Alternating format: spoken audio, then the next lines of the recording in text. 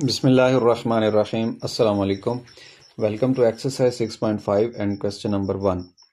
Statement है कि find the values of x, y and z from the following right angle triangles. Part number 1, part number 2 और ये total 4 triangles हैं, right angles हैं। इनके अंदर ये y की साइड सिर्फ एक दे दी गई है और हमसे डिमांड की गई है कि हम बताएं कि z जो साइड है वो कौन सी है, कितनी है, x जो साइड है ये कितनी है, यानी तीनों की लेंथ हमने बतानी है। फिर यहाँ पे हमसे डिमांड की गई है कि z की लेंथ बताइए और x की लेंथ बताइए। ठीक हो गया। जबकि y की यानी परपेंडिकुलर की सिर्फ हमें वैल्यू दे दी गई है। चारों पार्ट्स हैं, बहुत इंटरेस्टिंग, बहुत ही आसान है। अब इनके ऊपर पैथागोरस थ्योरम अप्लाई नहीं होगा। वैसे तो ट्रायंगल की साइड्स मालूम करने के लिए हम पैथागोरस थ्योरम इस्तेमाल करते हैं कि हाइपोटेनियस का स्क्वायर ये इक्वल होता है परपेंडिकुलर का स्क्वायर, अमूद का स्क्वायर जमा वतर का स्क्वायर, कायदे का स्क्वायर। इस तरह से हम मालूम लेकिन ये उस वक्त अप्लाई होता है जब दो आपके पास मालूम हो और तीसरी मालूम करनी हो। लेकिन यहाँ पे तो दो ना मालूम है, सिर्फ एक ही मालूम है, लिहाजा ये पैथागोरस थ्योरम के बस का रोग नहीं है, यानी हम इसको इस्तेमाल नहीं करेंगे। हाँ, एक साइड निकाल लें, उसके बाद दूसरी की ज़रूरत पड़ेगी तो फिर हम लगा सकते हैं, लेकिन डायरेक्ट इसको नहीं इस्तेमाल कर सकते किसी भी ट्रायंगल के अंदर। होगा क्या, पीछे जो हमने 6.4 एक्सरसाइज 6.3 एक्सरसाइज के अंदर कॉन्सेप्ट्स पढ़े, यानी ये टेबल जो था ये स्पेशली हमने 6.4 एक्सरसाइज में सीखा था। ये जो ऊपर बात लिखी हुई है, सम पीपल हैव करली brown hair till painted black, ये एक्सरसाइज 6.3 में सीखी थी। यानी ये एक्रोनियम था जिसके ज़रिए हम साइन कॉस टेंजेंट जो बेसिक रेशियोज हैं ट्रिग्नोमेट्री की, उनकी वैल्यूज़ निकालना सीख चुके हैं इस एक जुमले की मदद से।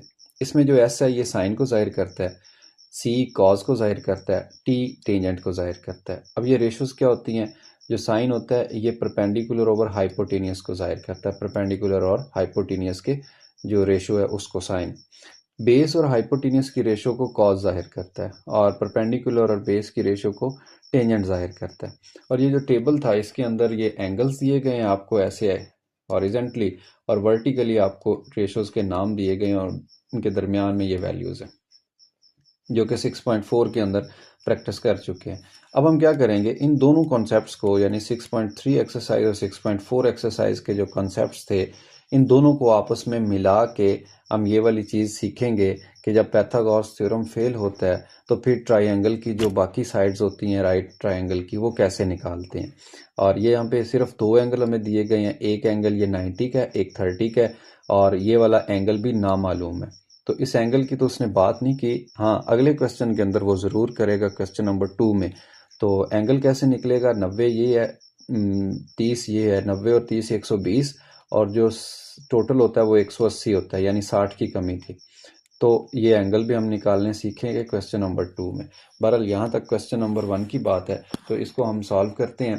पहला पार्ट, इसके जो ट्राइंगल है उसके अंदर से एक साइड एंगल देख लें, ये 30 है, तो 30 के सामने जो चीज़ होगी जिसको x का नाम दिया गया ये परपेंडिकुलर है, और b 90 का एंगल है राइट, इसके बिल्कुल सामने जो साइड है इसको हाइपोटेनियस का नाम दिया जाएगा, क्यों कि ये वतर है। और जो 30 के बिल्कुल साथ है ये वाली चीज़ बेस कहलाएगी। ठीक, ये एक्यूट एंगल पे डिपेंड करता है कि परपेंडिकुलर कौन सी है, बेस कौन सी है। 30 एंगल की बात हो रही है। अब हम क्या करेंगे, अब हम ये वाला सम पीपल हैव करली brown hair till painted black इसको इस्तेमाल करेंगे, और ये जो वैल्यू दी गई है y, इसके साथ चाहे तो आप हाइपोटेनियस को मिला लें, चाहे तो आप इसके साथ परपेंडिकुलर को मिला लें। कैसे मिलाएंगे, यहाँ पे इसका सोल्यूशन स्टार्ट करते हैं, अभी आप देखेंगे मज़ा आएगा आपको। मैं बात करता हूँ, मैं कहता हूँ कि भाई मेरे पास ये जो y की वैल्यू है ना ये बटे के नीचे आनी चाहिए, ऐसे नाम इसका बेस है। इन दोनों में से हाइपोटेनियस मालूम कर लो या परपेंडिकुलर मालूम कर लो, आपकी मर्जी है, जो आप दोनों में से कहोगे। मैं यहाँ पे लिख देता हूँ, चलें जी, परपेंडिकुलर लिख देता हूँ। अब परपेंडिकुलर और ओवर बेस इन दोनों को जो जाहिर करती ट्रिग्नोमेट्रिक रेशो वो कौन सी होती, परपेंडिकुलर और बेस का। ये देखें, पीपल हैव नहीं, ब्राउन हेयर नहीं, पेंटेड ब्लैक, ये वाली जो चीज़ है ना, ये टिल पेंटेड ब्लैक, ये जाहिर कर रही है किनको, इनके ताल्लुक को, परपेंडिकुलर, ये वाली, ये परपेंडिकुलर और जो बेस है इन दोनों के रेशो को, ताल्लुक को। अगर परपेंडिकुलर ऊपर है, बेस नीचे है, तो इनको जाहिर किया जाता है टेंजेंट के ज़रिए। किसके ज़रिए? टेंजेंट के ज़रिए, ऐसे टेंजेंट। अब एंगल कौन सा था? टेंजेंट 30 था। अच्छा, इसको दूसरा सीन भी दिखा देता हूँ। अगर आप हाइपोटेनियस और बेस को इस्तेमाल करते, जो कीमत दी गई है आप उसको नीचे इस्तेमाल करेंगे ना, तो फिर बड़ी आसानी के साथ ऊपर वाली रकम निकल आया करेगी। हाइपोटेनियस ना मालूम है तो आप हाइपोटेनियस को ऊपर लिख लो। अब एच और बी यानी हाइपोटेनियस और बेस का ताल्लुक कहाँ पे है? वो कॉज के ज़रिए ज़ाहिर किया जाता है। ये देखें, अगर बेस ऊपर होगी, हाइपोटेनियस नीचे होगा तो वो कॉज होगा। लेकिन अगर हाइपोटेनियस ऊपर है, बेस नीचे है, तो फिर कॉज का रेसिप्रोकल यानी सीकेंट होगा, ऐसे सीकेंट। एंगल कौन सा है? 30। तो अब दोनों को इस्तेमाल कर सकते हैं एट अ टाइम, आपकी मर्जी है।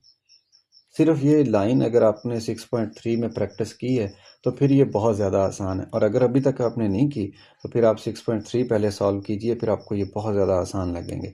अब देखिए, जो चीज़ें मालूम है वो लगा देते हैं। परपेंडिकुलर हमें मालूम नहीं है तो परपेंडिकुलर को वैसे ही लिख लें। बेस मालूम है जो कि 4 है, 4 सेंटीमीटर। अच्छा, परपेंडिकुलर का नाम लिख लेते हैं, क्वेश्चन में एक्स कहा है उसने, और ये कितनी है? 4 सेंटीमीटर। बेस लगा दी। टेंजेंट 30। अब ये टेंजेंट खड़ा है और ये 30 खड़ा है। ऐसे इससे नीचे आए, इसको ऐसे लेके जाएं, जहाँ पे ये दोनों कंसाइड करेंगे वो वैल्यू है। अब टेंजेंट 30 की वैल्यू क्या होगी? 1/√3। ठीक हो गया। हमें तो चाहिए एक्स की वैल्यू, तो एक्स को हम यहाँ पे रखते हैं एज इट इज़। ये 4 बटे के नीचे है, 4 को दोनों साइड पे ज़रब दे देते हैं, तो ये इधर आके 1 के साथ ज़रब हो जाएगा, 4 एकम 4, और ये जज़र में 3 पहले से मौजूद है। इसका वैल्यू बन गई 4/3 सेंटीमीटर। हाँ, इसको आप इशारिये में कन्वर्ट कर सकते हैं, ये आपकी मर्ज़ी है। आप कैलकुलेटर को यूज़ कर लीजिए, क्योंकि जज़र 3 को आप वैसे तो हल नहीं कर सकेंगे। अदरवाइज़ इसका आंसर एक्स की जो वैल्यू निकली है भाई, वो निकली है 4/√3। ठीक हो गया। इसी तरह हम हाइपोटेनियस की निकालेंगे, तो हाइपोटेनियस के लिए इधर क्या चीज़ आई है? सीकेंट 30। अच्छा, मैं एक बात आपको बता दूं, जो सीकेंट होता है ये कॉज का उल्ट होता है, ऐसे कॉज 30 का उल्ट होगा। और जो इधर हाइपोटेनियस ओवर बेस है, हाइपोटेनियस का नाम है जेड, और बेस की वैल्यू है जी 4 सेंटीमीटर के साथ। हमने कीमत किसकी मालूम करनी? जेड की। लेकिन एक दफ़ा दूसरी साइड पे हमने कॉज 30 की वैल्यू उल्टा करके लगानी है। कॉज ये खड़ा और 30 ये वैल्यू खड़ी, ऐसे। मैं बाकी मिटा देता हूँ ताकि मसला ना करें। ये √3/2, इसको उल्ट करके लिखना है, क्योंकि सीकेंट था ना, तो उल्टा हो गया, कॉज उल्टा हो गया, तो 2 ऊपर चला जाएगा और जज़र का 3 नीचे आ जाएगा, ऐसे। अब जेड की कीमत निकल आएगी। कैसे निकलेगी? 2 बटा जज़र 3 पहले से था, ये जो 4 बटे के नीचे तकसीम कर रहा है, दूसरी साइड पे जाके ज़रब हो जाएगा।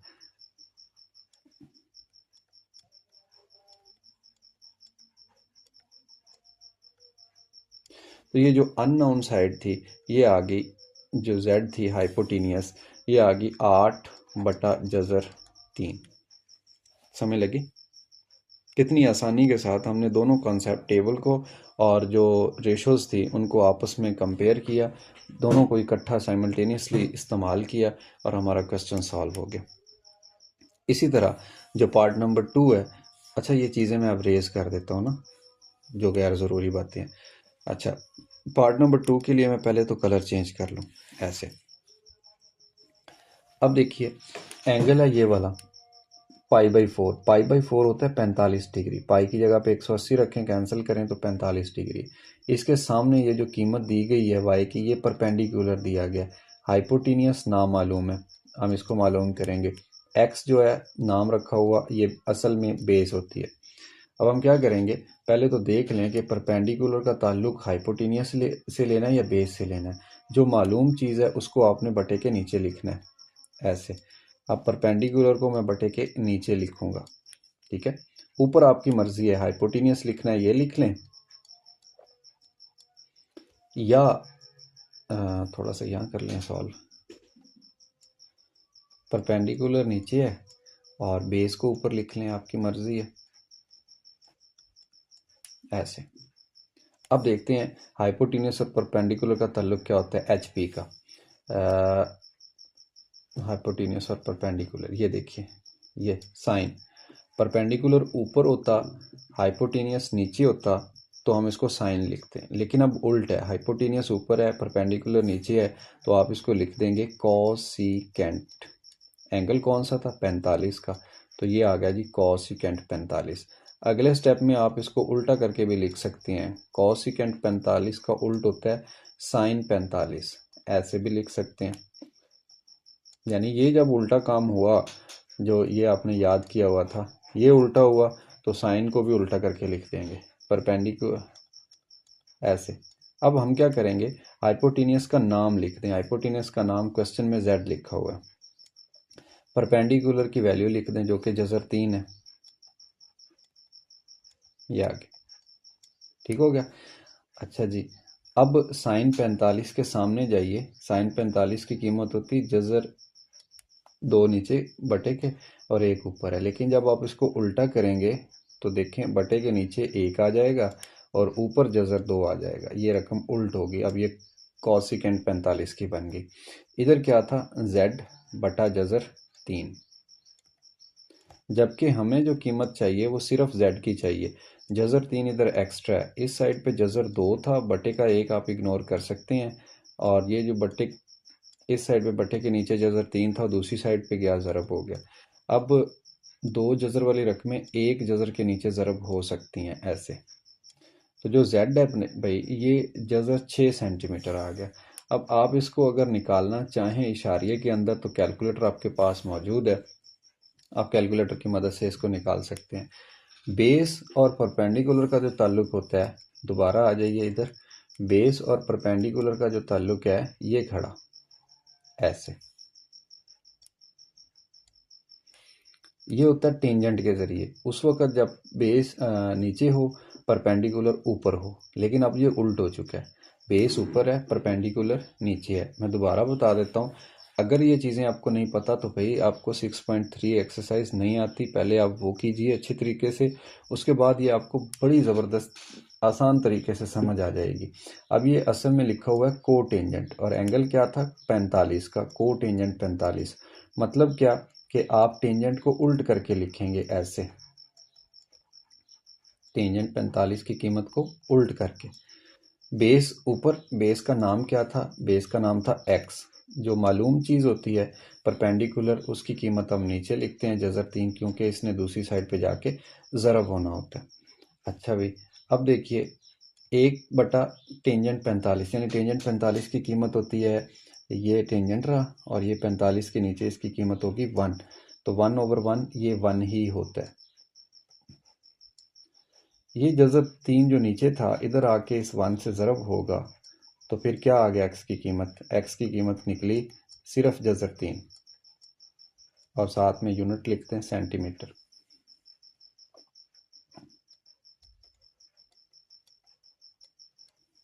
ठीक हो गया। तो ये आपका क्वेश्चन 1 के 2 पार्ट्स इस स्लाइड पे हल हो चुके हैं, ये था पार्ट नंबर 2। अब हम चलते हैं आगे, और जो बाकी क्वेश्चन हैं बिल्कुल इसी तरह से हैं। अब अगर मैं आपको स्पीड से करवाऊं तो मुझे उम्मीद है कि आप पिक कर लेंगे, लेकिन कोई बात नहीं। ये जो साइड है, समझा देता हूँ मैं आपको, ये एंगल के सामने है तो ये परपेंडिकुलर होगा, एंगल के साथ है तो बेस होगा, नाम इसका एक्स है, बेसिकली ये बेस ही है, और ये वाला जो है ये हाइपोटेनियस है। हाइपोटेनियस को नीचे रखना है, एक दफ़ा परपेंडिकुलर ऊपर रख लें, एक दफ़ा बेस ऊपर रख लें।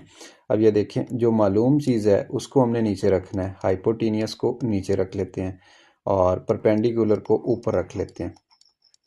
फिर आप क्या करें, आप हाइपोटेनियस को नीचे रखें और बेस को ऊपर रख लें, ऐसे। परपेंडिकुलर और हाइपोटेनियस का ताल्लुक देखने के लिए दोबारा मैं ये चीज़ लिखता हूँ, और पी एच ये खड़ा, परपेंडिकुलर ऊपर हो, हाइपोटेनियस नीचे हो, तो इसको तो एस कहते हैं। एस का मतलब साइन, एंगल क्या है 60, साइन 60 डिग्री, ये एक सिनेरियो बन गया। दूसरा देखिए, बेस और हाइपोटेनियस का ताल्लुक बेस और हाइपोटेनियस का ताल्लुक, बेस ऊपर हाइपोटेनियस नीचे, इसको कॉज कहते हैं सी। ये कॉज है, कॉज क्या आएगा 60 डिग्री। अब इनकी वैल्यूज़ लगा लेते हैं। परपेंडिकुलर का नाम रखा हुआ है जी वाई और हाइपोटेनियस की वैल्यू रखी हुई है 2 सेंटीमीटर। साइन 60, ये साइन खड़ा और इसके सामने जाइए 60 में स्क्वायर रूट 3/2।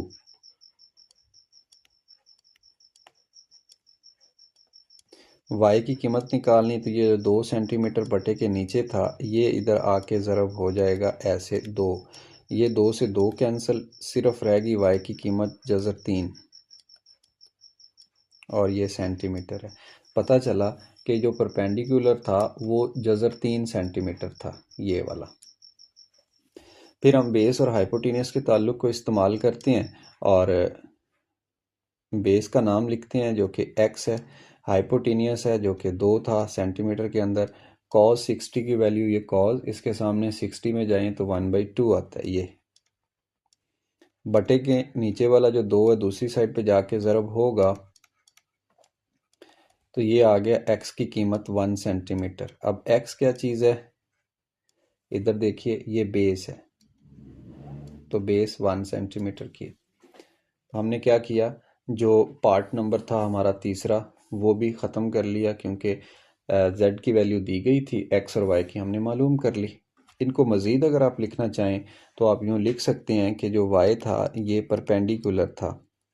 खैर उसने हमें कहा ही सिर्फ x y की वैल्यू निकालना, हमने निकाल दी है। फिर चलते हैं जनाब पार्ट नंबर 4 यानी चौथी ये वाली शक्ल इसकी तरफ। और इसमें देखिए क्या क्या चीज़ें दी गई हैं आपको। एंगल के साथ 45 के साथ नीचे बेस है, एंगल के बिल्कुल सामने परपेंडिकुलर है, नाम x रखा हुआ है, और इधर हाइपोटेनियस है, नाम z रखा हुआ है। हमने क्या करना है, बेस को नीचे रखना है,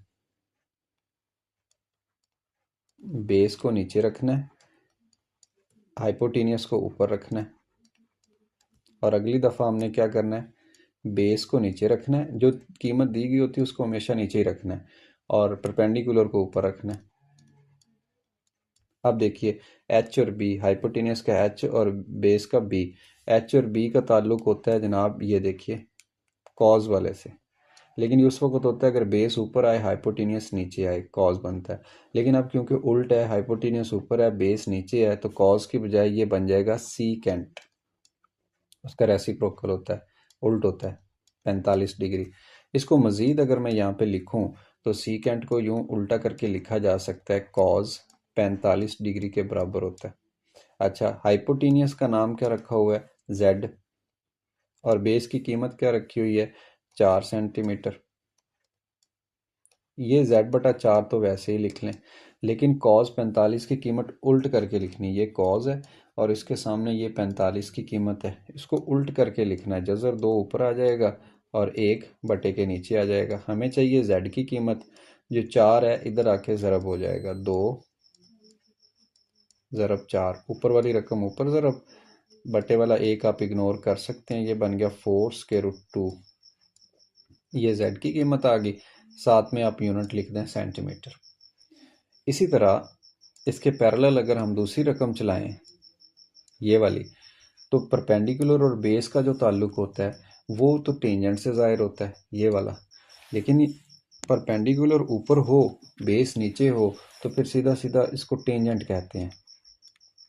एंगल कौन सा था, 45 डिग्री का। टेंजेंट 45, इसको उल्ट करने की ज़रूरत नहीं पड़ी, टेंजेंट 45 की कीमत होती 1, ये लगा दी। परपेंडिकुलर का नाम x था, ये लगा दिया। बेस का नाम 4 सेंटीमीटर था, वैल्यू दी गई थी, लिख दी। x की कीमत निकालनी, ये 4 उधर जाके इस 1 से ज़रब होगा तो 4 एकम 4, तो x की जो वैल्यू निकली वो हमारे पास निकली 4 सेंटीमीटर। तो पता चला कि ये जो इसकी अननोन साइड थी जिसको परपेंडिकुलर कहा जाता है ये 4 सेंटीमीटर थी, और ये जो हाइपोटेनियस था ये 4√2 था।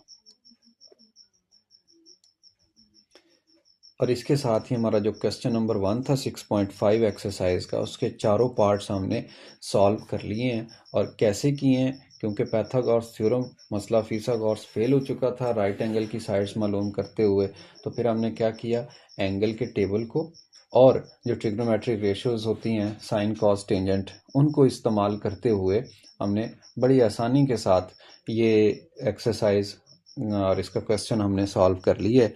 अब जो क्वेश्चन नंबर 2 है बिल्कुल इसी तरह का है, लेकिन उसमें एक मसला है। मसला ये है कि साइड्स के साथ साथ एंगल भी मिसिंग होगा। ऐसे ये एंगल भी हमने मालूम करना होगा, और मज़े की बात है कि एंगल दोनों ही मिसिंग होंगे। ये एंगल भी मिस है, ये एंगल भी मिस हुआ करेगा, तो फिर तो आप ये रेशियोज इस्तेमाल ही नहीं कर सकते डायरेक्टली। मतलब ये कि इनकी वैल्यूज टेबल से नहीं निकाल सकेंगे ना, फिर आपको इनवर्स ट्रिग्नोमेट्रिक फंक्शंस इस्तेमाल करने पड़ेंगे। बता दूंगा वहाँ नेक्स्ट वीडियो के अंदर, इंशाल्लाह मैं वो क्वेश्चन सॉल्व करवाऊंगा, फिर आपको सारी डिटेल बता दूंगा। फिर बताऊंगा कि टेबल भी फेल हो रहा है और कैसे फेल हो रहा है, या अगर यूज़ हुआ किसी सूरत में तो कैसे है इस्तेमाल हो रहा है। अपना बहुत सारा ख्याल रखिए। अल्लाह हाफिज़।